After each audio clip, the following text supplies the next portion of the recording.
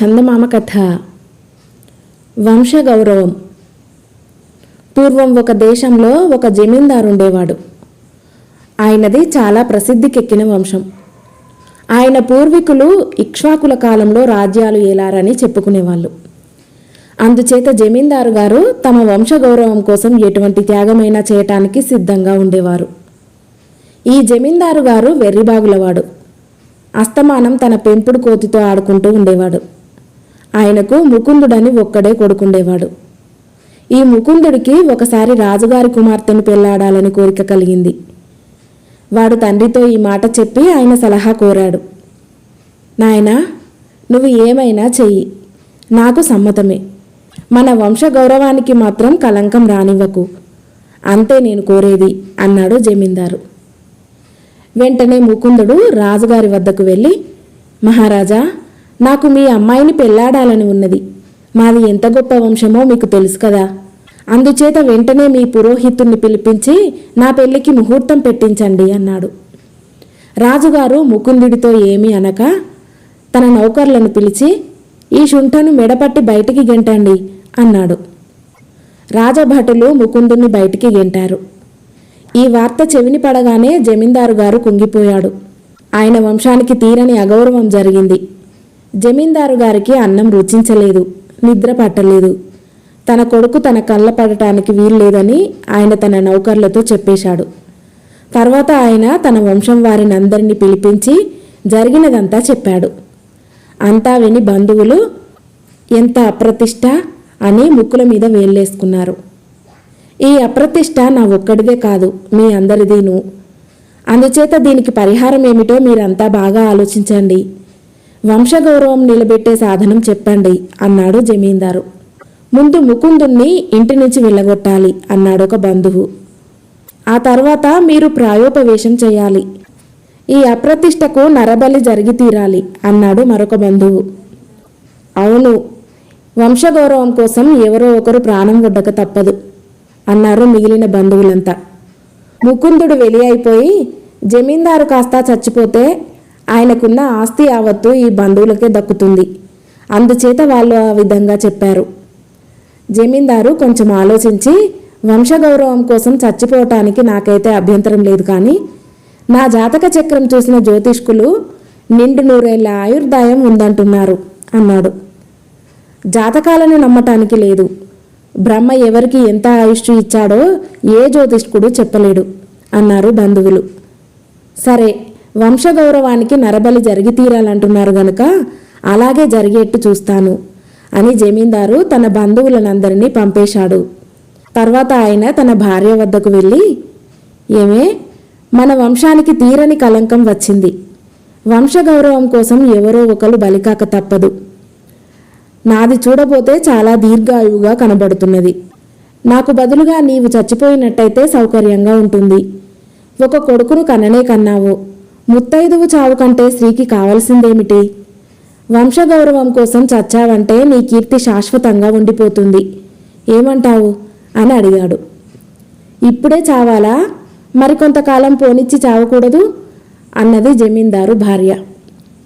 ఆలస్యం అమృతం విషం అన్నారు. నీవు నిజంగా ఎంతో యోగ్యురాలివి గనక వంశగౌరవం కోసం చచ్చిపోయే భాగ్యం నీకు లభించింది. ఈ పట్టుతాడు తీసుకుని ఈశ్వరుణ్ణి ధ్యానిస్తూ ఉరివేసుకో అని జమీందారు భార్య చేతికి ఒక పట్టుతాడిచ్చాడు. జమీందారు వెళ్ళిపోయాక ఆయన భార్య చాలాసేపు యోచించింది. మతి సరిగ్గా లేని తన భర్త చెప్పాడు కదా అని ఉరిపోసుకు చావటం ఆమెకెంత మాత్రం ఇష్టం లేదు. వంశగౌరవానికి కావలసింది నరబలే గదా. అటువంటప్పుడు ఎవరు బలి అయితేనేం? ఈ విధంగా ఆలోచించి ఆమె తమ వంటవాడిని పిలిచింది. వంటవాడు వచ్చి, అమ్మా, ఏం సెలవు అన్నాడు. నీకొక రహస్యం చెబుతా విను. నాకొక కల వచ్చింది. ఆ కలలో నాకు పార్వతీ పరమేశ్వరులు కనిపించి, ఇవాళ రాత్రి నేను కనుక చచ్చిపోయినట్టయితే నేను వచ్చే జన్మలో చక్రవర్తి భార్యనై పుడతానని, ఈ రాత్రే నాతో పాటు చనిపోయేవాడు నాకు భర్త అయి చక్రవర్తి అవుతాడని చెప్పింది. కిందటి జన్మలో ఏదో పాపం చేసి ఉండటం వల్ల నాకు మతి సరిగ్గా లేని భర్త దొరికాడు. వచ్చే జన్మలోనైనా నీ వంటి తెలివిగలవాడు భర్త కావాలని ఉంది. అందుచేత ఈ పట్టుతాడు తీసుకుపోయి ఉరివేసుకో. వెనక ముందు చూడకు. నేను కూడా 5 నిమిషాల్లో నీ వెనకే విషం తాగి చచ్చిపోతాను అన్నది జమీందారు భార్య.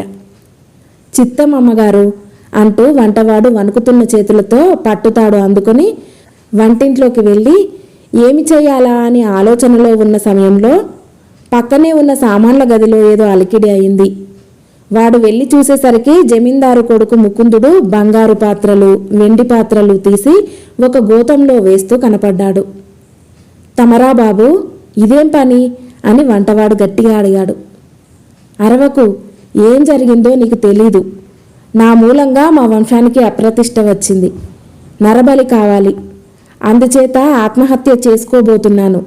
ఈ గోతంలో బరువు పెట్టి దాన్ని మెడకు కట్టుకొని నదిలోకి ఉరికేస్తాను. నువ్వు గట్టిగా అరిస్తే మా వాళ్ళు వచ్చి నన్ను ఆపేయగలరు అన్నాడు ముకుందుడు. ఇంత శ్రమ దేనికి బాబు? ఇదిగో పట్టుతాడు, నిక్షేపంగా దూలానికి ఉరివేసుకోండి. ఈ బరువంతా నది దాకా ఎందుకు మోసుకుపోతారు అంటూ వంటవాడు ముకుందుడి చేతికి తాడిచ్చాడు. బేష్, మంచి సలహా ఇచ్చావు. నువ్వు చూసి దడుచుకుంటావు. వెళ్ళి పడుకో, నేను దూలానికి ఉరివేసుకుంటాను అన్నాడు ముకుందుడు. వంటవాడు సామాను గది తలుపు మూసి వెళ్ళి పడుకొని నిశ్చింతగా నిద్రపోయాడు. తెల్లవారింది. జమీందారు నిద్రలేచి తన భార్య గదికి వెళ్ళి చూశాడు. ఆమె చచ్చిపోక హాయిగా నిద్రపోతున్నది. జమీందారు ఆమెను లేపి, నువ్వు ఉరివేసుకోనే లేదా అని అడిగాడు ఆశ్చర్యంగా. లేదండి, మన వంటవాడు ఎంత విశ్వాసపాత్రుడనుకున్నారు. మన వంశగౌరవం కోసం తాను ఉరివేసుకుంటానన్నాడు. వాడి రుణం తీర్చుకోలేం అన్నది జమీందారు భార్య. కానీ వారికి వంటవాడు వంట ఇంట్లో పొయ్యిలు రాజేస్తూ నిండు ప్రాణాలతో కనిపించాడు. నువ్వింకా బ్రతికే ఉన్నావా అన్నది జమీందారు భార్య వంటవాడితో. నేనేం చేసేది అమ్మగారు? తానే ఉరి వేసుకుంటానని అబ్బాయి గారు పట్టుబట్టి నా చేతి నుంచి పట్టుతాడు లాగేసుకున్నారు. నన్ను చావనివ్వమని ఎంతో వేడుకున్నాను, వినలేదు అన్నాడు వంటవాడు విచారంగా ముఖం పెట్టి. జమీందారు సామాన్ల గదిలోకి అడుగు పెట్టేసరికి దూలం నుంచి తాడున వేలాడుతూ ఒక ఆకారం కనిపించింది. అది జమీందారు పెంచే కోతి. అది మనవాడేనా చూడు అన్నాడు జమీందారు భార్యతో. చీకటిలో సరిగా కనిపించటం లేదు అన్నది ఆయన భార్య. ఇంతలోనే జమీందారు బంధువులంతా నరబలి జరిగిందో లేదో తెలుసుకునేటందుకు వచ్చారు. జమీందారు వారితో జరిగిందంతా చెప్పి సామాన్ల గదిలోకి తీసుకుపోయాడు. చచ్చిన కోతిని దించారు. ఇది ముకుందుడు కాదేమోనని జమీందారుకు సందేహం వచ్చింది.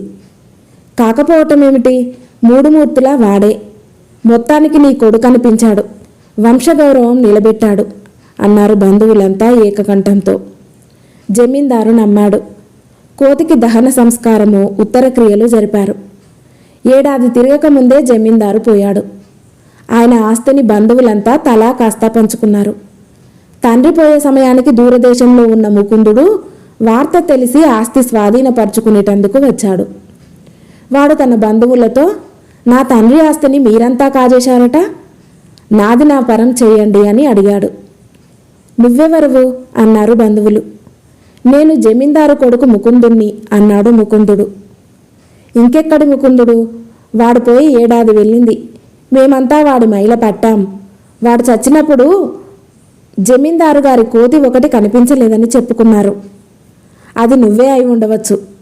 అంతేకాని నువ్వు ముకుందుడివి మాత్రం కాదు, పద పద అని జమీందారు బంధువులు ముకుందుణ్ణి తరిమేశారు. కథ సమాప్తం.